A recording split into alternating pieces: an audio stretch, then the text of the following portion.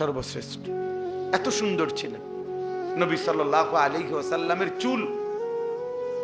হযরত বারা ইবনে আযিব, আমি নিজে হাদিসে পড়ছি, তিনি বলেন আমি একদিন নবী সাল্লাল্লাহু আলাইহি সাল্লামের বাবরি চুল আর নবীজির গায়ে একটা চাদর পরা, খোলা মাথা, মানে মাথায় তখন কাপড় বা টুপি ছিল না, এই সময় আমি দেখছি নবীজিকে একদিন। ওই সাহাবী বলতেছেন আমি একবার দেখছি। তিনি বলেন আল্লাহর কসম, কয় যে এরকম খোলা চুলওয়ালা আর চাদর পরা এমন সুন্দর কাউকে আমি জীবনে কোনোদিন আর দেখিনি। তাহলে নবী সাল্লাল্লাহু আলাইহি সাল্লামের চুল কতটা সুন্দর ছিল। আহ, বেঈমানের মতো চুল রাখে, বেঈমানের মতো চুল রাখে, ইহুদির মতো, খ্রিস্টানের মতো, হিন্দু বৌদ্ধ নাস্তিক মুরতাদের মতো। আল্লাহকে প্রত্যাখ্যান করলা তোমরা, আল্লাহকে প্রত্যাখ্যান করল। ব্রাজিলের খেলোয়াড় মুসলমান না, আর্জেন্টিনার খেলোয়াড় মুসলমান না, সিনেমার নর্তকী চরিত্রবান না, সিনেমার নায়ক চরিত্রবান হইতেই পারে না। হাজারো নারীর সাথে যে জিনা এবং ব্যভিচার, অথবা হাজারো নারীর সাথে যে প্রেমের ভালোবাসার অভিনয় করে, এটা তো উত্তম চরিত্র হইতে পারে না, এটা তো আখলাক হইতে পারে না। সে প্রিয় হবে কেন?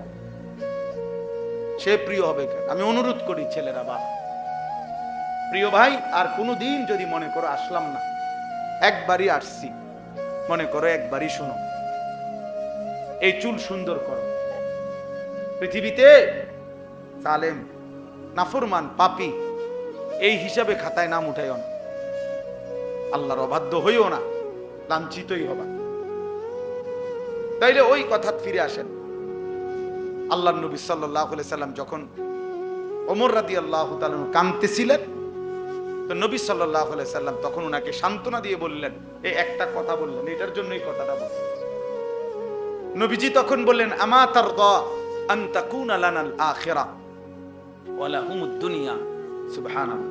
নবীজি বললেন ওমর, তুমি কি এই ব্যাপারে, মানে এই কথার উপরে খুশি হবা না যে আমরা আখিরাত থেকে নেব, ওরা দুনিয়া থেকে নেক? সুবহানাল্লাহ, কেমন সুন্দর কথা বলেছে। মানে ওই কাফেররা, ওই বেঈমানরা কিসের থেকে নেক? দুনিয়া থেকে নেক। আমরা কই থেকে নেব? আন তাকুনা লানা, লানা মানে আমাদের জন্য, আল আখিরা, আমাদের জন্য হোক আখিরাত, ওয়ালা হুমুদ দুনিয়া, আর তাদের জন্য হোক কি? তুমি রাজি হবা না? কাঁদো কেন? তো হাদিসে আছে হযরত ওমর রাদিয়াল্লাহু তাআলা আনহু তখন চোখের পানি মুছে তখন তিনি বলেন ওয়াল্লাহি ইন্নী লারাদিন ইয়া রাসূলুল্লাহ, হে আল্লাহর রাসূল, হ্যাঁ আল্লাহর কসম আমি এতেই রাজি। ঠিক আছে, আমরা আখিরাত থেকেই নেব, বেঈমান দুনিয়া থেকে নেক।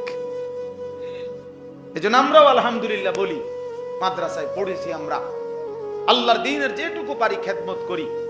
আমাদের মসজিদের ইমামগুলো ৮,০০০ টাকা বেতন, ১০,০০০ টাকা বেতন, আমাদের মাদ্রাসার শিক্ষকদের ১০,০০০, ১২,০০০ টাকা সামান্য বেতন, তাও কতখানি, কত ৯০০, কত বাকি, কত জোড়াতালি, কত কষ্টের। কিন্তু এরপরেও আমরা আলহামদুলিল্লাহ দিল থেকে বলি যে আমরা আখিরাত থেকে নেব। দুনিয়া সুদখোরকে দিয়ে দিলাম, দুনিয়া ঘুষখোরকে দিয়ে দিলাম, কিস্তিখোরকে দুনিয়া দিয়ে দিলাম, হারামখোরকে দুনিয়া দিয়ে দিলাম। যা বেঈমান, তুই দুনিয়া নে, আমি আখিরাত থেকে নেব ইনশাআল্লাহ।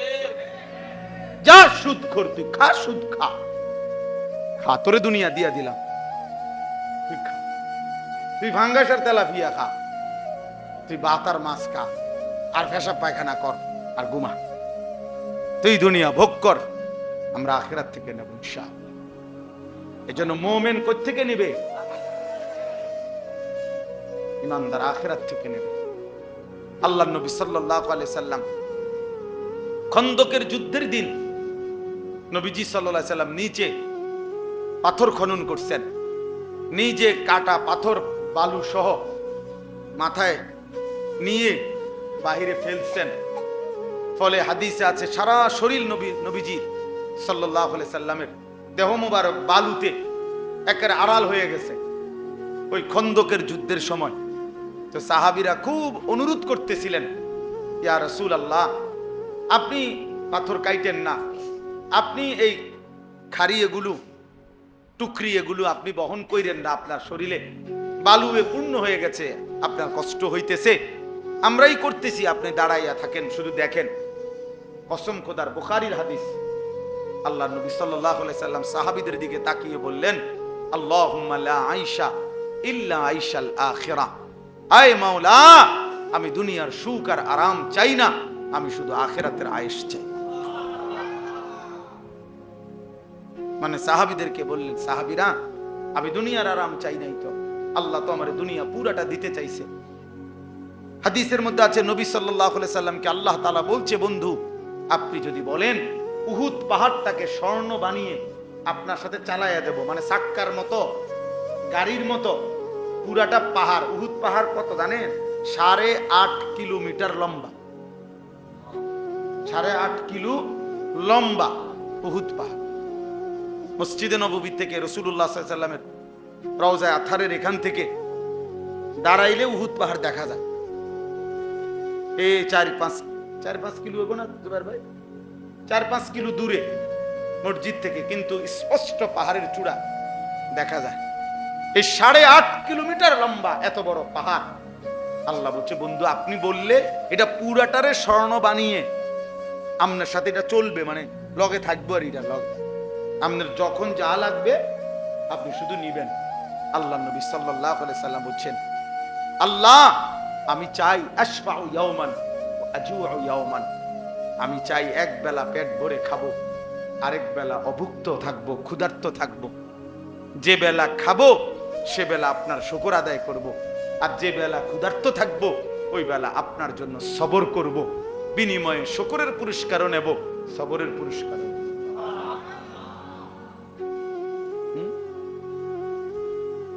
আজুউ ইয়াওমান আশবাউ ইয়াওমান। এজন্য নবী সাল্লাল্লাহু আলাইহি সাল্লামকে চেনা দরকার, আল্লাহকে চেনা দরকার, আখিরাতকে চেনা দরকার। আজকে আমরা এটা বোঝা উচিত। আমাদের বাবারা যারা আছেন, আপনারা যদি আপনাদের সন্তানের দিকে নজর না দেন, বাপ, আগামী প্রজন্ম ইসলাম পাবে না। সবাই যদি সবার ঘরে ছেলে মেয়ে স্ত্রী সন্তানকে এইভাবে বদ্দিনের মধ্যে ছেড়ে দেন, চোখের সামনে আপনার ছেলেটা এক ওয়াক্ত নামাজ পড়ে না, মেয়েটা পর্দা করে না, স্ত্রী পর্দা করে না, ঘরের মধ্যে প্রতিদিন রঙিন টেলিভিশনে নাচ গান নাটক সিনেমা চলে, এরপরে প্রত্যেকটা সন্তানের হাতে একটা একটা বড় মোবাইল, যখন তখন যা মন চায় তা দেখতেছে, নারী ছবি, উলঙ্গ দৃশ্য, অশ্লীল, জিনা, ব্যভিচার। এভাবে যদি আগামী 50 বছর চলে, আগামী 30 বছর চলে, তো এর পরের জেনারেশনের কি অবস্থা হবে বলেন?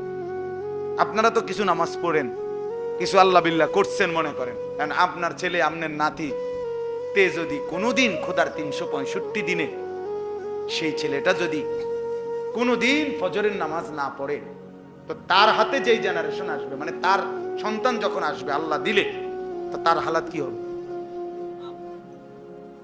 বলেন ভাই? ইনসাফ কি বলে? তোমরাই ছেলেরা বলো ভাই, তোমাদের পরবর্তী জেনারেশনের কি হবে? আল্লাহ চাইতো তো তোমরা এই অবস্থায় থাকবা না, হায়াত বাঁচলে, আল্লাহ দয়া করলে তো তোমরা বিয়ে শাদী করবা, তোমাদের সন্তান হবে। কিছুদিন আগে আমাদের কুমিল্লা মুরাদনগরের একজন আলেম দ্বীন বলছেন, বড় আলেম, এক মেয়ে এক ছেলের সাথে চলে গেছে ভাগ্যা, তো মেয়ের বাবা ওই ছেলের নামে মামলা করছে থানায়। তো থানায় মামলা করার পরে মেয়ের বাবার কাছে চিঠি পাঠাইছে, কসম খোদা এই চিঠি দেখাইছে মেয়ের বাবা মেয়ের বাবার কাছে চিঠি পাঠাইয়া লিখছে, বাবা, যেই কাজটি আপনারা মা বাবা করলেন সেই একই কাজ এখন আমি করাতে আমার স্বামীর জন্য মামলা দিলেন কেন? কি বুঝেন নাই? কি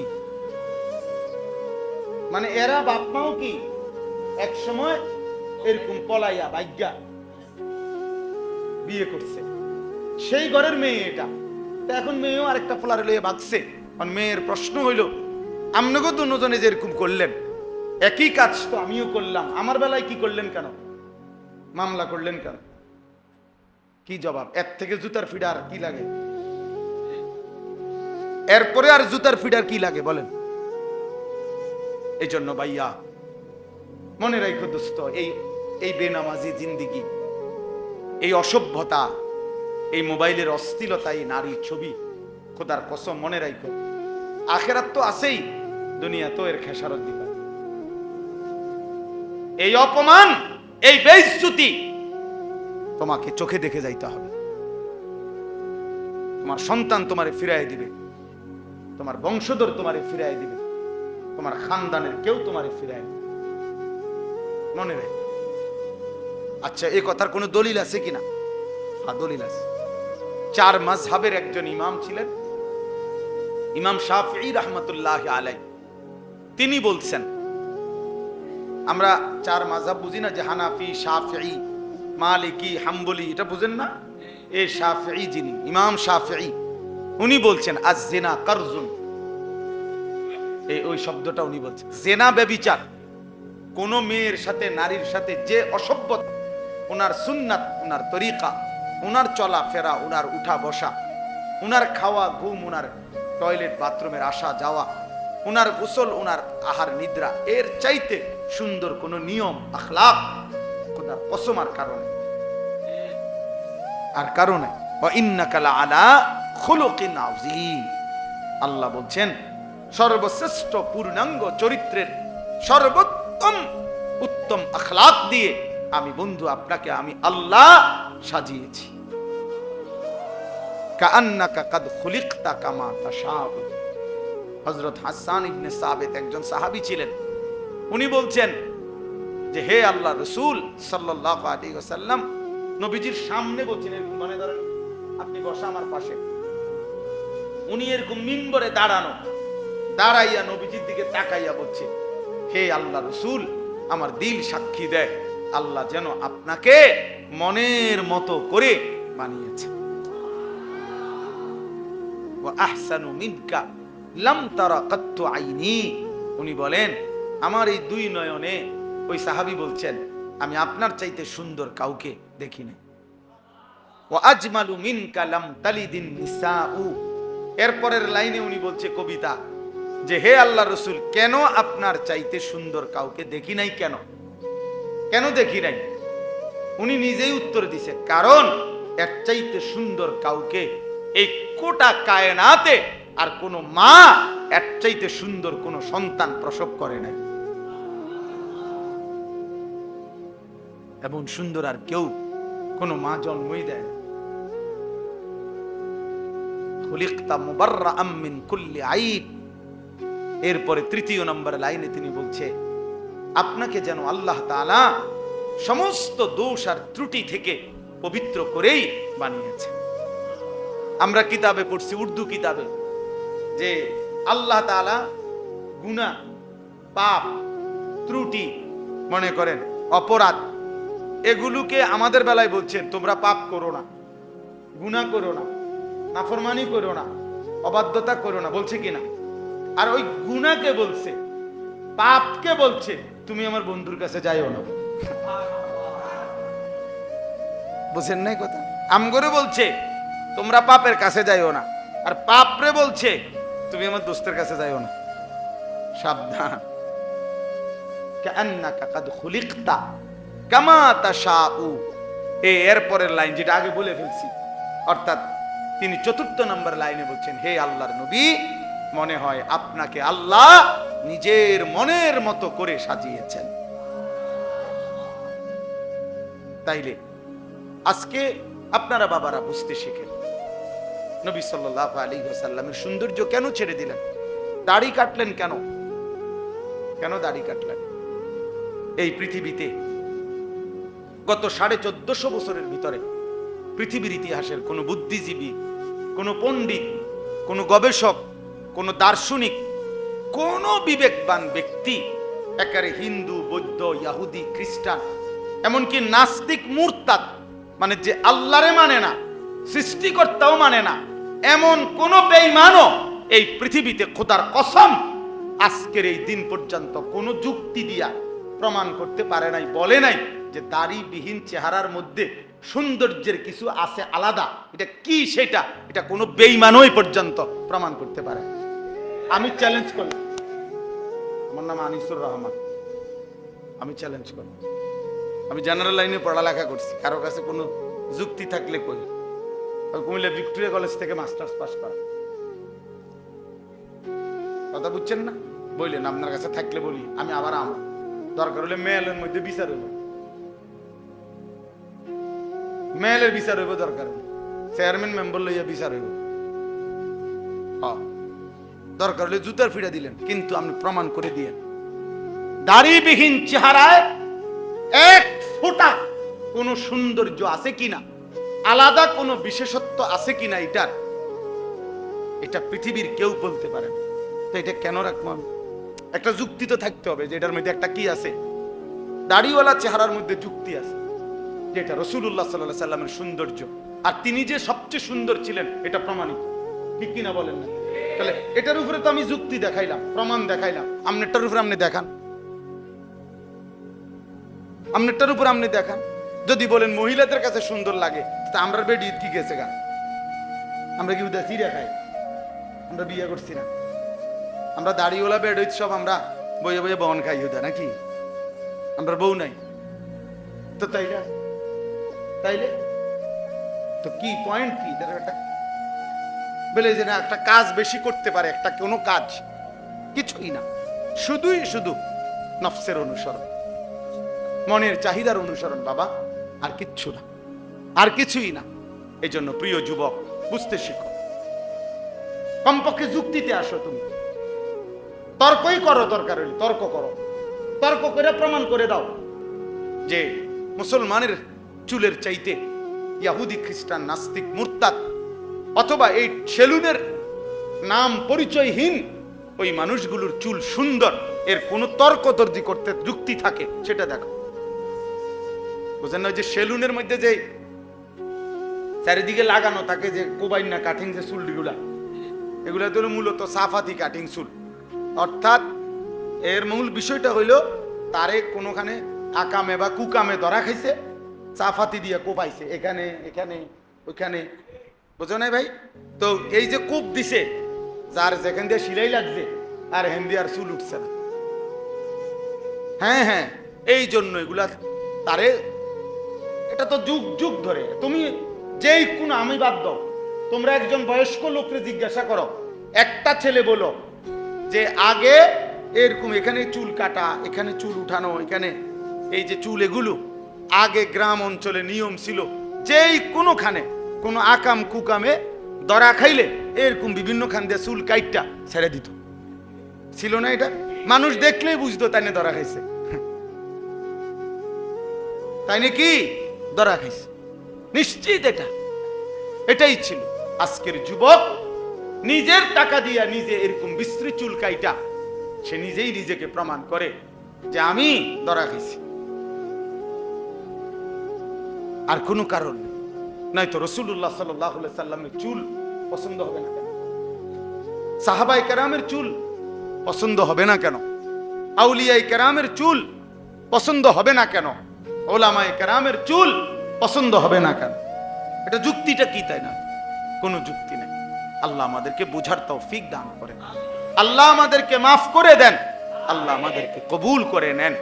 আমরা যদি সুন্দর হই, আমাদের আখলাক যদি সুন্দর হয়, আমাদের জীবন যদি সুন্দর হয়, আমরা যদি আল্লাহর দিকে ফিরি, আমরা যদি রাসূলুল্লাহ সাল্লাল্লাহু আলাইহি সাল্লামের দিকে ফিরে আসি, খোদার কসম ইনশাআল্লাহ, প্রিয় ভাই, বাবাদেরকেও বলি, বাবারা দোয়া করবেন আপনারা, আর যুবক ভাই তোমরা হিম্মত করো, ইনশাআল্লাহ সারা পৃথিবীতে মুসলমানের কালেমার বিজয় হবেই হবে, ইনশাআল্লাহ হবেই হবে, ইনশাআল্লাহ। মনে রাখো, ইসরায়েল আর ফিলিস্তিন যুদ্ধ না, এটা ঈমান আর কুফরের যুদ্ধ। ফিলিস্তিন ঈমানের প্রতীক, ইসরায়েল কুফরের প্রতীক।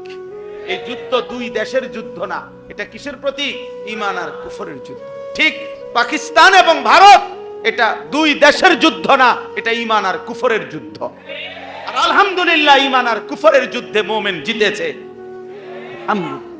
আলহামদুলিল্লাহ মুমিনের বিজয় হয়েছে, ঈমানদারের বিজয় হয়েছে। ফজরের নামাজ পড়ে চূড়ান্ত আক্রমণ করছে। ফজরের নামাজ পড়ে আক্রমণ শুরু হয়েছে। পাকিস্তানের মুজাহিদরা, সৈন্যরা আক্রমণ করছে। আলহামদুলিল্লাহ, সন্ধ্যা হইতে হইতেই দুশমন আত্মসমর্পণ করতে বাধ্য হয়েছে। এজন্য আমি অনেক সময়, আমি এটা নতুন কালকে দেখছি জুবাইর ভাই, যে আশ্চর্য, আজীবন আমরা কোরআন শরীফে আছে এটা, যে মুমিন মানে যুদ্ধের প্রধানতম টাইম ফজর। কোথায়? ওয়াল আদিয়াতি দবহা ফাল মুরিয়াতি কদহা ফাল মুগীরাতি সুবহা। এই সুবহ মানে ভোর, ফজর। দুশমনের মোকাবেলায় আক্রমণ হবে ফজর। এই পাকিস্তানি মুজাহিদ ফজরের নামাজের সময় আক্রমণ করছে। আল্লাহু আকবার বলে, নারায়ে তাকবীর বলে মিসাইল ছুটছে, তছনছ হয়ে গেছে। আজকে এত বছর ধরে না, হ্যাঁ, আমরা তো গত ফ্যাসিস্টের আমলে বুঝতেই পারি নাই। আমরা মনে করছি ভারত জানি কত শক্তিশালী। এখন না বুঝি বে বে, এখন না বুঝি বে বে। এখন তো ইনশাআল্লাহ আমরাও লড়তে রাজি আছি ইনশাআল্লাহ। আমার বাংলাদেশও লড়তে রাজি আছে ইনশাআল্লাহ। এদেশের যুবকরাও লড়বে ইনশাআল্লাহ, ইনশাআল্লাহ। হ্যাঁ হ্যাঁ, একই রাতে বেঈমানেরও দাফন হয়েছে, একই রাতে ফ্যাসিস্টেরও দাফন হয়েছে, একসাথে। এজন্য ইনশাআল্লাহ মনে রেখো ভাইয়া, বিজয় মুমিনের, বিজয় হবে কালেমার, বিজয় হবে ইসলামের। এ খুব দ্রুত দেখো, ফিলিস্তিন ইনশাআল্লাহ একদিন বিজয়ের পতাকা উড়বে। একদিন ঘুম থেকে জেগে শুনবেন গাজার মুসলমান জিতে গেছে, ফিলিস্তিন জিতে গেছে। ইসরায়েলের কুত্তারা হারবে, হারবে, বেঈমান হারবে, বেঈমান হারবে। এজন্য প্রিয় ভাই, আগামী দিনে ইসলামের জন্য যদি তোমাকে আল্লাহ নেয়, তাহলে তোমার সফলতা। আর আল্লাহ যদি মুনাফিক হিসাবে ফেলে দেয়, বদরের যুদ্ধ হয়েছে, মুনাফিক অংশগ্রহণ করতে পারে নাই। উহুদের যুদ্ধ মুসলমান যুদ্ধ করছে, মুনাফিক কি করতে পারে নাই? অংশগ্রহণ করতে পারে নাই। তাবুকের যুদ্ধ হয়েছে, মুসলমান বিজয় লাভ করছে, কিন্তু মুনাফিকরা কি করতে পারে নাই? অংশগ্রহণ করতে। এজন্য কাপুরুষ পারবা না, সেজদাবিহীন, নামাজবিহীন, বন্দিগিবিহীন রাসূলুল্লাহ সাল্লাল্লাহু আলাইহি সাল্লামের কাফেলায় অন্তর্ভুক্ত হবে না। আমার ভাই, নিজেকে ধোঁকা দিয়েন না, নিজেরে ধোঁকা দিয়েন না। রাসূলুল্লাহ সাল্লাল্লাহু আলাইহি সাল্লামের ভালোবাসার দাবি করেন, আপনি আমার দলভুক্ত হওয়ার দরকার নাই। আমি আপনার কাছে এনো, হ্যাঁ, কোনো দরবারের কার্ড নিয়ে আসছি না। আমার আপনারে আমি মুরিদ বানাইতে আসি নাই, আমি কোনো এনে কাগজ নিয়ে আসি নাই, কিচ্ছু না। আপনি আপনার জায়গায় থাকেন, যে যার সাথে আছেন থাকেন, কোনো অসুবিধা নাই, কিন্তু আখিরাত সুন্দর করে। কি বলেন? আখিরাত সুন্দর করা দরকার কিনা? হ্যাঁ, নবী সাল্লাল্লাহু আলাইহি ওয়াসাল্লামের উপরে জীবন তোলেন, নবীজির সুন্নাতের উপরে জীবনকে সুন্দর করেন, নাই তো কষ্ট হবে। ভালোবাসার দাবিতে যদি অনুসরণ না থাকে, সেই ভালোবাসা মিথ্যা প্রমাণিত হয়। এটা একেবারে বিশ্বাস করেন, এটা ঠেলাঠেলির কথা না। এটা অমুক হুজুর তমুক হুজুরে, আমি এগুলার পক্ষে না, আমি এগুলা করিও না। আমি আজকে 22 বছর আলহামদুলিল্লাহ আল্লাহর দয়া এই ওয়াজের ময়দানে আল্লাহ করা 22 বছর চলে। এই 22 বছরের ওয়াজের জীবনে সারা বাংলাদেশে কারো লয় কোনোদিন বহস মোনাজারা উড়ে এলামু 5 লাখ টাকা চ্যালেঞ্জ অথবা আয় বেটা কেডায় কই ইত্যাদি এসব সদবদর করি না। আমার কারোর সাথে কোনো দ্বন্দ্ব না, মানে কারোর সাথে এরকম হামকি দমকি করা আমার পছন্দ না। আমার বলার উদ্দেশ্য হলো, প্রিয় ভাই, আমি এবং আপনি প্রত্যেকেই নিজের জীবন, মাথার চুল থেকে পায়ের নখ, ঘর পরিবার, বাজার, ব্যবসা, আয় রোজগার, চাল চলন, উঠা বসা রাসূলুল্লাহ সাল্লাল্লাহু আলাইহি সাল্লামের সুন্নাতের উপরে উঠাইতে হবে, নাইলে আটকাই যাবেন ভাইয়া। এ দুনিয়া চলবে, দুনিয়া সবাই ভাত খায়, দুনিয়া চলা কোনো আশ্চর্য কিছু না, ঠিক কিনা বলেন না কেন? দুনিয়া ভাত মাছ চাল ডাল, দুনিয়ার মাতবুরি অহংকারী, এটি তো কাফের বেঈমানও করতেছে, অমুসলিমও করতেছে। যে সেজদা দেয় সেও খায়, যে সেজদা দেয় না সেও খায়, খায় কি না বলেন? সেও খায়। তাহলে দুনিয়া চলতেছে কিনা এটা দেখার বিষয় না, দেখার বিষয় হলো আখিরাত চলবে কিনা, পরকাল চলবে কিনা, সেটা দেখার বিষয়, সেটা দেখার বিষয়। আল্লাহ আমাদেরকে তৌফিক দান করে। আল্লাহ আমাদেরকে কবুল করে নেন। আমাদের দরকার আমরা আল্লাহর দিকে ফিরতে হবে। তুবু ইলাল্লাহি জামিআন আইয়ুহাল মুমিনুন, আল্লাহ বলছে হে মুমিন তওবা করে গুনাহ ছেড়ে আল্লাহর দিকে ফিরে। কার দিকে? ওয়া আনিবু ইলা রাব্বিকুম, আল্লাহ বলছে তোমরা তোমাদের রব আল্লাহর দিকে ঝুঁকে পড়ো। কতভাবে যে আল্লাহ এটা বলছে, ফাফিরু ইলাল্লাহ, তোমরা আল্লাহর দিকে দৌড়ায় আসো। কার দিকে? এইজন্য আল্লাহর দিকে আসো। ফাত্তাবিউনি ইউহিব্বুকুমুল্লাহ, আল্লাহ বলছে বন্ধু আপনি বলে দেন যে হে আমার উম্মত তোমরা আমার অনুসরণ করো, তাহলে আল্লাহর ভালোবাসা পেয়ে যাবে। ওয়া ইয়াগফির লাকুম যুনুবাকুম, এবং আল্লাহর সমস্ত মাগফিরাত ক্ষমা মিলে যায়। তাহলে রাসূলুল্লাহ সাল্লাল্লাহু আলাইহি সাল্লামের সুন্নাতের মধ্যে, অনুসরণের মধ্যে আল্লাহর ক্ষমা, আল্লাহর ভালোবাসা। আপনি মিসওয়াক করবেন না, তো বিনিময়ে রাসূলুল্লাহ সাল্লাল্লাহু আলাইহি সাল্লামের অনুসরণ কিভাবে হলো বলেন না কেন? নবীজি সাল্লাল্লাহু আলাইহি সাল্লাম মিসওয়াক করতেন কিনা বলেন না, বলেন। এটা হুজুরদের সুন্নত না নবীজির সুন্নত? তো আপনি এটা বাদ দিলেন কেন? এই পৃথিবী থেকে আল্লাহর নবী সাল্লাল্লাহু আলাইহি সাল্লাম যেদিন বিদায় নিছে, আল্লাহর কসম শুনেন, যেই কোনো আলেম রেজি গায়েন, নবীজি সাল্লাল্লাহু আলাইহি সাল্লাম যেদিন ইন্তেকাল করছে, এই শেষ দিন নবীজির শেষ আমল কি ছিল? হযরত আয়েশা নবীজির স্ত্রী বর্ণনা করছেন, আখিরি নবীর শেষ আমল ছিল মিসওয়াক। নবী সাল্লাল্লাহু আলাইহি সাল্লাম মিসওয়াক করতে করতে ইন্তেকাল করছে। এটা আপনি করেন না কেন? আপনি দস্তরখান বিছায় খানা খান না কা? আপনি টয়লেট পেপারে ঢিলা কুলুক ব্যবহার করবেন না কেন বলেন? আপনি যে ব্রাশ করতে ভুল হয় না, মেসওয়াক দিয়ে চিনে নেন। আপনি যে ডাইনিং টেবিলে বসতে ভুল হয় না, আপনি যে দস্তরখান চিনে নেন। কি ব্যাপারটা কি? আপনি যে সাবান দিয়ে হাত ধুইতে সমস্যা হয় না, টয়লেট পেপার ব্যবহার করতে মনে থাকে না, কারণটা কি? কথা বলেন না। সাবান দিয়ে হাত ধুইতে কইছে তো টেলিভিশনের অ্যাডভার্টাইজে না, আর ঢিলা কুলুক ব্যবহার করতে বলছে তো রাসূলুল্লাহ সাল্লাল্লাহু আলাইহি সাল্লাম। ব্রাশ করতে বলছে লাইফবয় কোম্পানি না, ওষুধ কোম্পানি না মনে করেন, বা ডাক্তারে না। আর মেসওয়াক করতে তো বলছে সরওয়ারিদু আলম নবী সাল্লাল্লাহু আলাইহি সাল্লাম। এটা বাদ দিলেন কেন? ওইটা এত গুরুত্ব দিলেন কেন বলেন? হাসরের ময়দানে জবাবদিহি করতে হবে না? বলেন না বাবা, বলেন। ছেলে ভাই তোমরা বলো ভাই, নবী সাল্লাল্লাহু আলাইহি সাল্লামের সুপারিশ মানে কি? মামুর বাড়ি? হ্যাঁ, সুপারিশ মানে কি? আপনি কি মনে করছেন আপনার শ্বশুর বাড়ি হাসরের মাঠ যে আপনি যাবেন আর সুপারিশ করবে না? নবী এটা বলছে।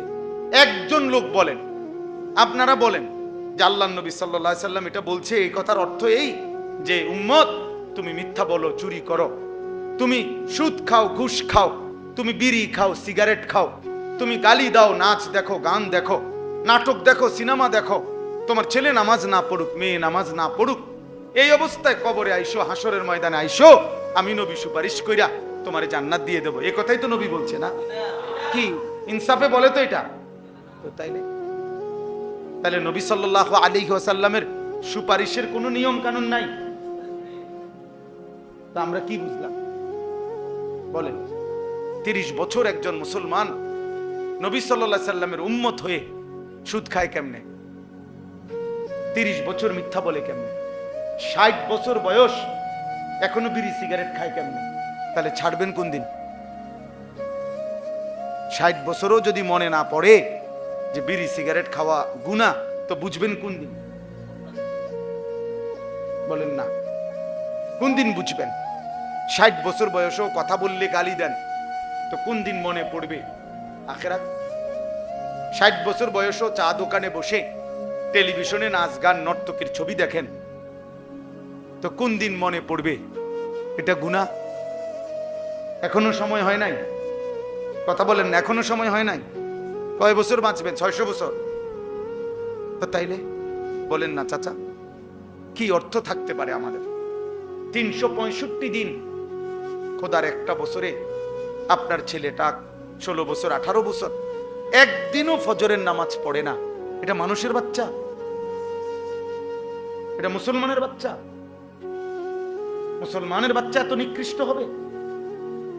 365 দিন কি মামুলি কথা? 365 দিন একদিনও নামাজ পড়বে না, ফজরের নামাজ? কি ভাই, বিবেক কি বলে, ইনসাফ কি বলে? আখেরাত মামুলি মনে করছেন, জান্নাত মনে করছেন 2টা রুম আর একটা বারিন্দা। মনে মসজিদে টিয়া 20,000 দিলে জান্নাত। 4টা ফ্যান দিছে বেহেশত, বুঝেন না? 2 কাতার টাইলস দিছে বেহেশত। বেহেশত আর কি, এত বেশি কিতা? বেহেশত হলো 2টা রুম আর একটা বারান্দা, এটারই তো কয় বেহেশত নাকি? তাইলে এত বড় বিস্তীর্ণ বেহেশত আখেরাত, আপনি মামুলি 10,000 টাকা দিয়ে নিয়ে নিবেন, 20,000 টাকা দিয়ে নিয়ে নিবেন? বলেন কি? তো নবী সাল্লাল্লাহু আলাইহি সাল্লাম 23 বছর তাইলে কেন রক্ত ঝরাইলেন? কেন পেটে পাথর বাঁধলেন? বলেন, একটা ছেলে বলো, বাবা আমার এই শেষ কথা মনে রাখো, প্রত্যেককেই মনে রাখো বাপ, তোমার আমার নবী সাল্লাল্লাহু আলাইহি সাল্লাম আমাদের প্রত্যেকের আমলনামা দেখবে, নবীজির সামনে সেটা খোলা হবে, তিনি নিজে দেখবেন। নবীজি দেখে বলবেন, উম্মত, দিনের পর দিন, বছরের পর বছর, মাসের পর মাস তোমার নামে ফজরের নামাজ নাই, আজীবন তুমি সুদ খাইছো, ঘুষ খাইছো, মিথ্যা বলছো, নারী দেখছো, ছবি দেখছো, নাটক দেখছো, সিনেমা দেখছো, উলঙ্গ নাচ নর্তকীর ছবি দেখেছো, ঘরের কেউ বিবি বাচ্চা নামাজি না, সুদ ঘুষ মিথ্যা হারাম নাফরমানিতে ভরা উম্মত। এভাবেই 30 বছর। খোদার কসম, আমরা কিতাবে পড়ছি আল্লাহর নবী বহু উম্মতের এরকম গুনায় ভরা আমলনামা দেখে নবী চোখের পানি ফেলবেন, নবীজি কাঁদবেন, আর নবী সাল্লাল্লাহু আলাইহি সাল্লাম বলবেন, উম্মত বলো, আমি যে তায়েফের ময়দানে পাথরের আঘাতে সমস্ত দেহ রক্তাক্ত হয়েছি, এই কি তার বিনিময়? হ্যাঁ, আমি যে 14 দিন খন্দকের যুদ্ধে মাটি খনন করতে গিয়ে পেটে 2টা পাথর বাঁধছিলাম ক্ষুধার কষ্টে, এই তার বিনিময়? হ্যাঁ, আমি যে উহুদের ময়দানে দান দান শহীদ করে রক্ত মাখা শরীর নিয়ে পড়েছিলাম বেহুশ হয়ে, এই বিনিময়ের? আমার ঘরের চুলায় হাদিসে স্পষ্ট আছে, নবীজির ঘরের চুলায় 3 মাস, কসম আল্লাহর, 3 মাস লাগাতার কোন রান্না করা খাবার নবীজি খান নাই, চুলায় আগুন জ্বলে নাই। নবী বলবেন, তাহলে উম্মত, 3 মাসের এই ক্ষুধার্ত জীবন বিনিময় এই আমলনামা? তুমি আমার এত বড় বেইজ্জতি কেমনে করলা? এত বড় শ্রেষ্ঠ নবীর শ্রেষ্ঠ উম্মত হয়ে আমি এটা আল্লাহর সামনে কেমনে সুপারিশ করবো? এটা কেমনে দেখাবো? সুপারিশ তো বন্ধু আবেদন, সুপারিশ তো আবেদন, সুপারিশ মানে গ্রহণ না। গ্রহণ তো করবে কে? ফায়সালা দেবে কে? সিদ্ধান্ত দেবে কে? নাজাত দেবে কে? মুক্তি দেবে কে? জান্নাত দেবে কে? নবী তো সুপারিশ করবেন, আবেদন করবেন। আবেদন আবেদন করবে না তো? তো সেই সুপারিশটা কেমনে করবে? নবী বলবেন, উম্মত আমি এটা কেমনে দেবো? এই জন্য এত তামসা মনে করেন না, বইয়ে বই আপনি ডুলবেন আর লড়বেন আর ব্যস্ত যাইবেন গা বিড়ি খাইতে খাইতে, হ্যাঁ, সাদওয়ানে গপ মারতে মারতে। কি বাটফারি পাইছেন? হ্যাঁ, লম্বা লম্বা সিহুলি কন গপ মারে, এত সোজা না। দুনিয়া চলবে, আখেরাত চলবে, আখেরাত চলবে না দোস্ত। আখেরাত মামুলি না। আখেরাত যদি মিথ্যা হতো তো 1450 বছরে কোনো না কোনো গবেষণায় মিথ্যা প্রমাণিত হয়েই যেত, কিন্তু কারো গবেষণায় মিথ্যা প্রমাণিত হয়েছে? তো কাজে হবেও না, মিথ্যা প্রমাণিত হবে না। আখেরাত সত্য, আখেরাত সত্য, কোরআন সত্য, আমার নবী সাল্লাল্লাহু আলাইহি সাল্লামের 23 বছরের চোখের পানি সত্য। নবীজি বলছেন, বহু উম্মতকে আমি তাড়িয়ে দেব। হাসরের ময়দানে নবীজি ডাক বলবেন, সুহকান সুহক লিমান গায়্যারা বাদি, যা বেঈমান সর, দূর হ, দূর। কাজে আপনি আমার জন্য দোয়া করেন, আমি আপনার জন্য দোয়া। চলেন মিলেমিশে সবাই আল্লাহকে রাজি করি, রাসূলুল্লাহ সাল্লাল্লাহু আলাইহি সাল্লামের সুন্নাতের উপরে জীবন চলবে। এখানে এই একটা আয়াতেই আপনারা জানেন ঘটনা, আমি শুধু ঘটনা বলতে চাই না, হাবিল এবং কাবিলের ঘটনা, কোরবানির ঘটনায় একটা কথা শুধু মূল নীতি আমি বলার জন্যই পড়ছিলাম। আল্লাহ বলছেন ইন্নামা ইয়াতাকাব্বালুল্লাহু মিনাল মুত্তাকিন, এই কথাটাই বলে শেষ। আল্লাহ তাআলা বলছেন নিশ্চয়ই আল্লাহ তাআলা ইবাদত কবুল করেন মুত্তাকিদের, তাকওয়ার সাথে যারা জীবন কাটায় তাদের ইবাদতই আল্লাহ কেবল কবুল করে থাকেন। এজন্য ওযু, গোসল, রোজা, নামাজ, হজ, কুরবানি, জিকির, তেলাওয়াত, দান, সাদাকা সমস্ত নেক আমল কবুল হবে খোদার কসম তাকওয়ার সাথে। কিসের সাথে বলেন না, কিসের সাথে? মুত্তাকি, মুত্তাকি হতে হবে, মিনাল মুত্তাকিন। তাকওয়ার সাথে মানে কি? তাকওয়ার সাথে মানে হলো গুনাহ থেকে মুক্ত থেকে। একের সব তাফসীর আছে। নামাজ হইতে হবে গুনাহমুক্ত, রোজা হইতে হবে গুনাহমুক্ত, জিকির হইতে হবে গুনাহমুক্ত, দুরূদ শরীফ হইতে হবে গুনাহমুক্ত, তেলাওয়াত হইতে হবে গুনাহমুক্ত, দান সদকা হইতে হবে গুনাহমুক্ত, কোরবানি হইতে হবে গুনাহমুক্ত। সুদের টাকা দিয়া কোরবানি হবে না, ঘুষের টাকা দিয়া কোরবানি হবে না, কিস্তির টাকায় কোরবানি হবে না, হ্যাঁ ওজনে কম দিয়া বাটপারি করে টাকায় কোরবানি হবে না।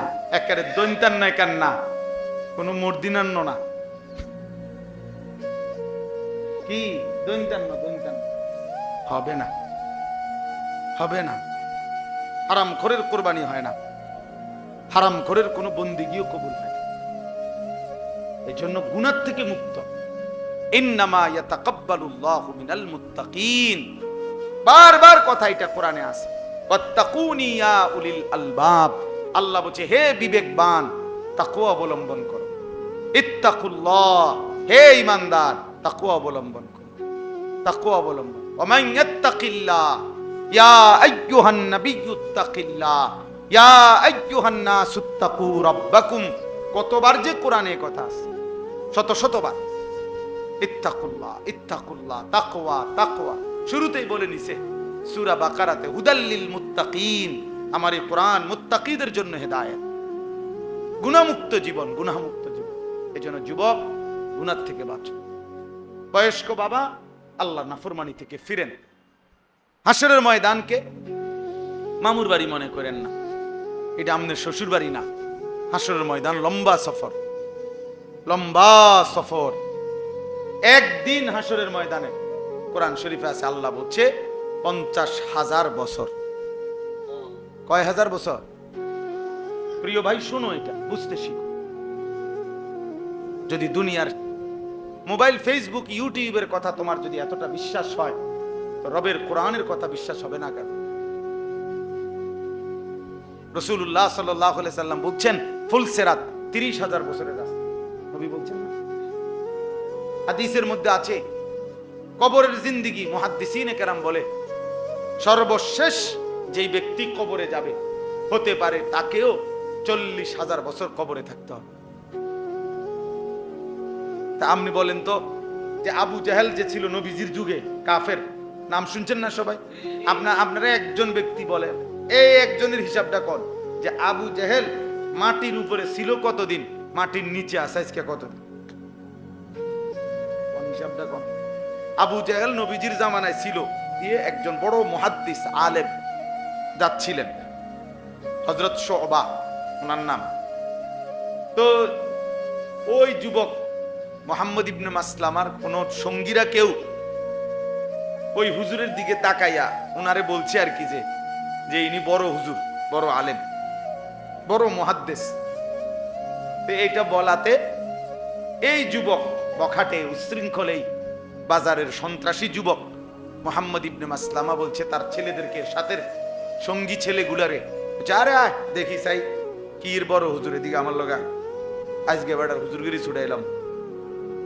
তো আসছে উনার সামনে, আইসাই উনারে একটা ধমক দিছে, এই থামেন, থামেন হুজুর, আপনি বলে বড় হুজুর, এরা কয় বড় মুহাদ্দিস।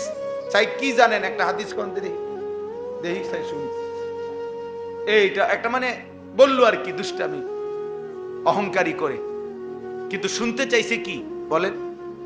হ্যাঁ, যদিও অহংকার করে বলছে, বিদ্রুপ করে বলছে, কিন্তু কথাটা তো বলছে যে একটা দেহি একটা হাদিস কর, চাই কি জানেন?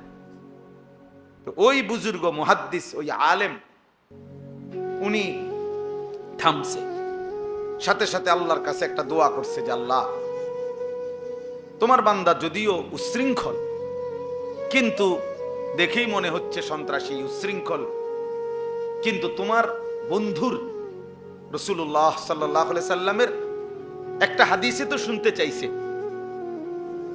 বিদ্রুপ করে বলুক আর অহংকার করে বলুক, আমি আল্লাহ বলি, আপনি বরকত দিয়েন। মানে আল্লাহকে বলছে, আমি বলি শুনাই, আপনি বরকত দিয়েন। তখন এই মুহাদ্দিস ইমাম শুবা ওই যুবককে বলছে, শোনো, আল্লাহর নবী সাল্লাল্লাহু আলাইহি সাল্লামের একটা হাদিস হলো, ইজা লাম তাস্তাহি ফাসনা মা শি'তা। নবী সাল্লাল্লাহু আলাইহি ওয়াসাল্লাম বলেন, যখন কারো লজ্জা নাই, হায়া নাই, শরম নাই, তো তুমি যা ইচ্ছা তাই করো। যার লজ্জা চলে যায়, হায়া চলে যায়, আল্লাহর নবী সাল্লাল্লাহু আলাইহি সাল্লাম বলছেন, ঠিক আছে, যা নাফরমান, তুই যা মন চায় তাই কর। তোমার যেহেতু শরমে নাই, লজ্জাই নাই, তো যা ইচ্ছা তাই করো।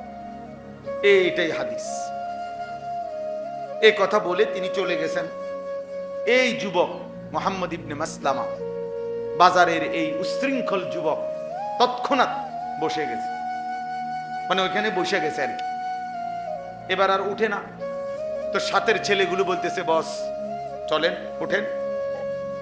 বলছে ছেলেদেরকে যে, বয়, তোরা কি বুঝছো যে নবী সাল্লাল্লাহু আলাইহি সাল্লাম এই হাদিস কাকে বলছে? তো ছেলেরা বলল না।